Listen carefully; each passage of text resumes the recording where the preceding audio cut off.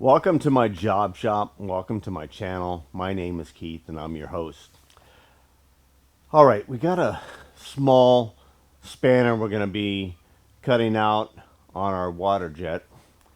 But before we get into that project that we're doing today, I wanted to go ahead and touch bases on a few other things here. You can see some nice new shiny smoke gray components here of Buffy, or excuse me, I'm staring at Buffy. Don't get jealous now, girl. This is Pearl. And so Pearl's getting a pretty good makeover. And just the other week, I went up to Mechanics Machine Works, Inc. in Rhode Island. They're doing the grinding on the bed and fitting up all the other components for Pearl. The majority of Pearl is up at their shop right now, including the headstock and the tailstock for their final alignment and matching the bed. I took the cross slide up there just the other day, and when I took the apron and the cross slide up, this is what I got to see in their shop. Well, here's Pearl. We come up to drop off a few other things, and here's the way on the bed.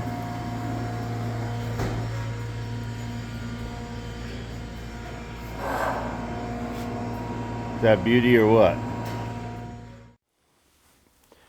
Now in the shop, you can see the bed is completely reground.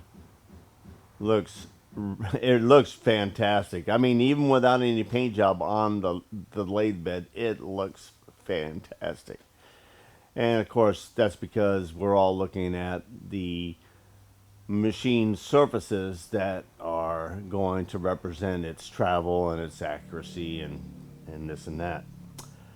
Also, underneath the other components that I already had up there, they did the machining top and bottom on the carriage.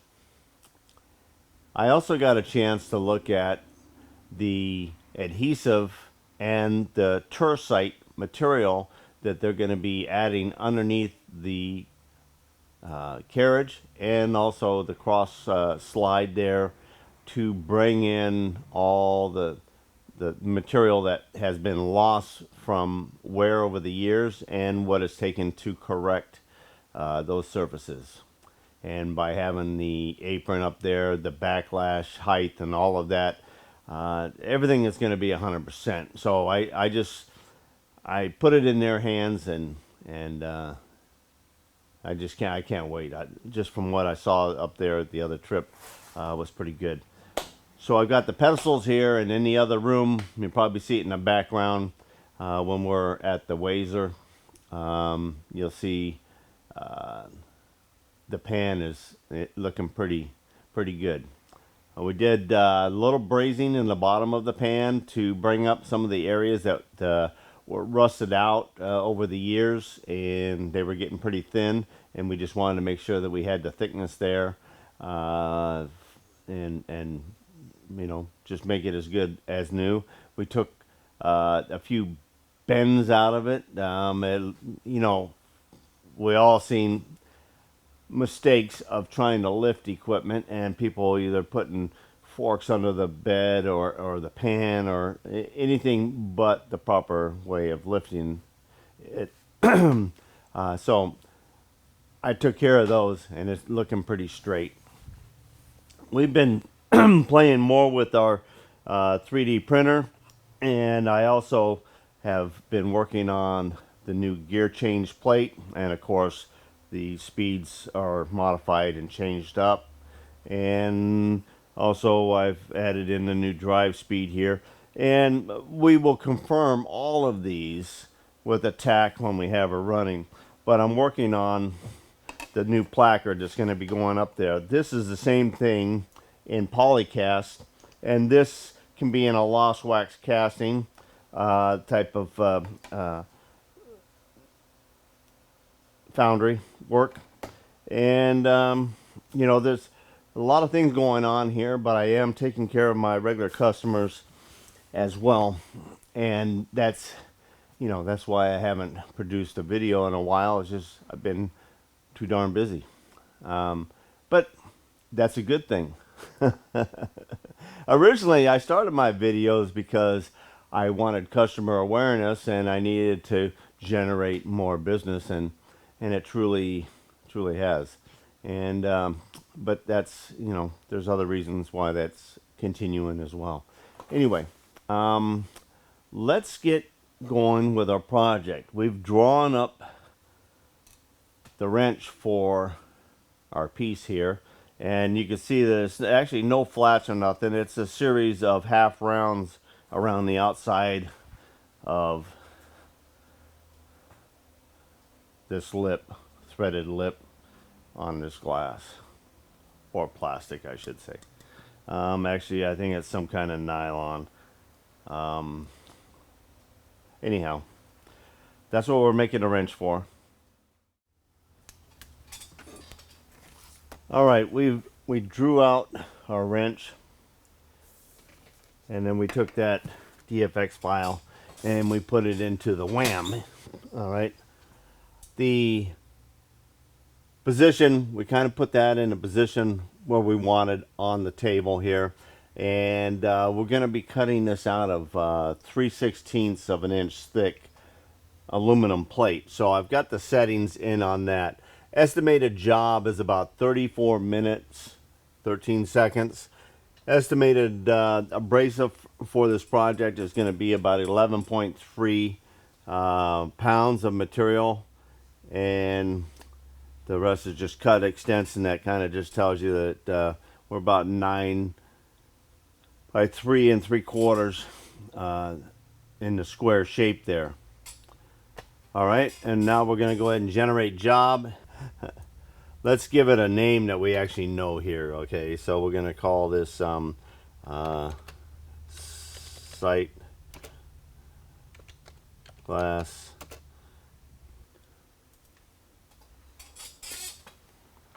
All right, let's go cut us a wrench.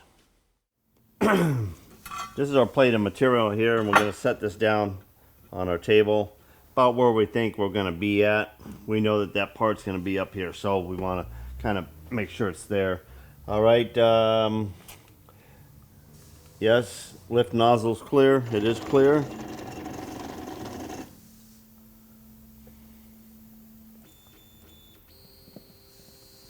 Okay. Right there is about our corner spot.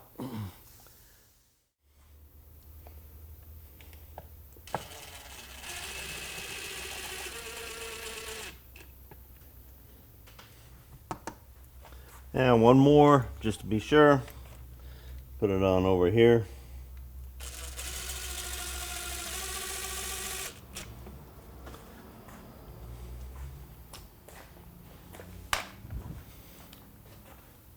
Okay, there we go. All right, aluminum thickness, 1875, fill abrasive hopper. We have done that already. Confirm water supply is on. It is. Fasten material to bed. Okay, set nozzle height.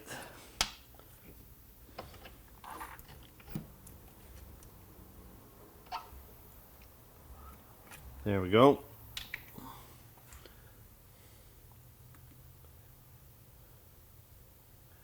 Top material.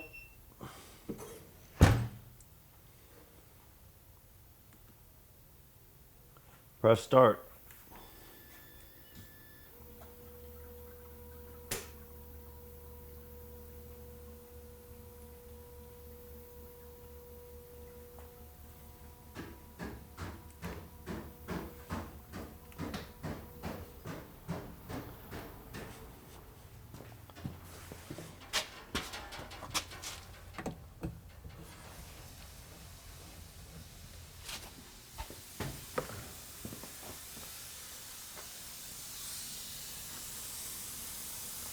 Oh, a little catch in our get along here. I don't know if you get. Yeah, see that? I'm spreading that fitting. All right. First I thought the fitting wasn't in tight enough, so I went in there because it's a spin on here and a spin on here. All right. We keep this door open and we let our heat roll in here. But we did have that hard freeze that came by for 2 days. And this is down at the floor, and we're gonna go get a fitting right now, and we're gonna put it in there, just make sure that nothing else was damaged with that much freeze. We did check daily our water and of course our line and everything else. So this water leak is holding us up right now, but we're going to run right down and we're going to go get this fitting at the hardware store, and we'll be right back.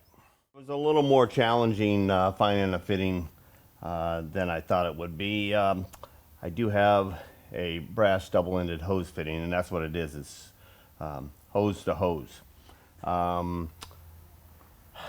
So they had this one here. They do have plastic ones, but I'd have to put in a coupler in the middle of them. And so we'll see how this one fits in there. If I can get this screwed all the way in, and we'll give it a test. And hopefully that was the only thing that split during the cold there. It leaked water, and then it triggered the high pressure pump. So we had to wait till it dried, reset it. We got high pressure now. We got low pressure. We had to blow out our sand suction line and kind of play around with the valve and clear that out. This is all because it didn't have the right amount of pressure coming out right at the beginning. But we have our water issue, and that coupling did split during the freeze that we had, and I see no other problem with this. So I'm gonna go ahead and go through our process here, and we're gonna, all right, select the file. Okay, going through material, fill the hopper. We did that. Confirm the water's on again. Fasten material to the bed. We did. Set the nozzle height. We do that again.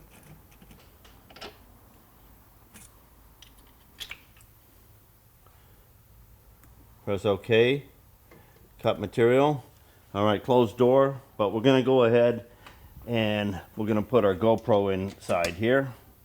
And let's see here. All right, and it's on. Oh.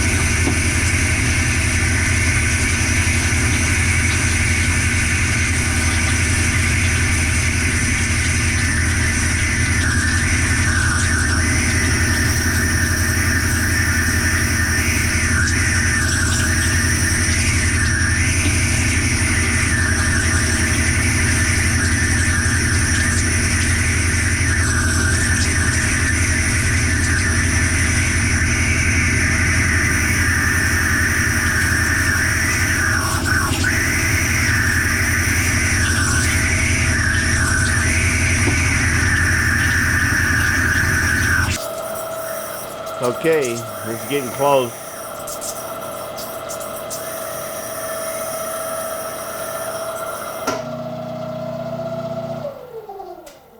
There we are.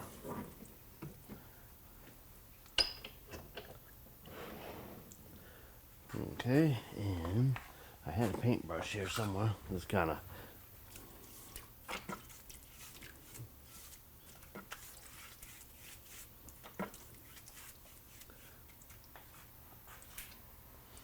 Okay. See if this pulls out of there. All right. All right, let's check that out. Let's see if we got a fit here.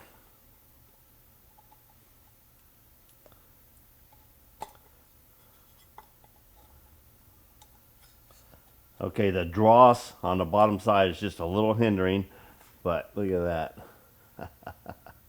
Okay, I'm going to polish this up, and this is going to be a really nice wrench for my customer. All right, and a little automatic there.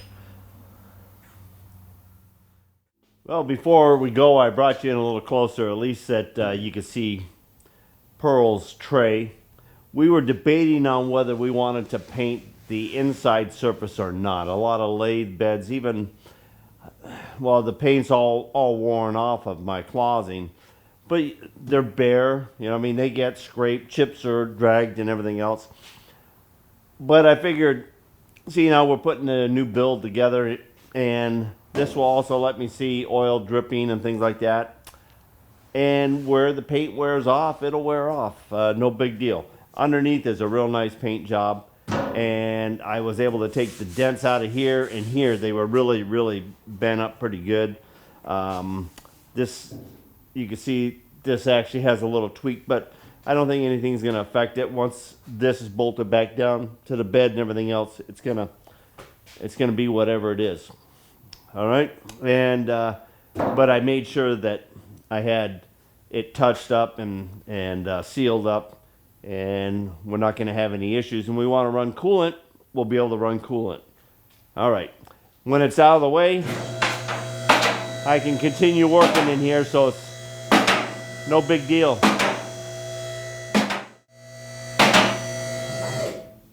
It's out of the way.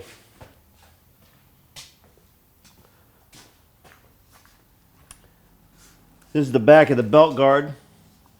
And of course, ruddy brown primer on that side there.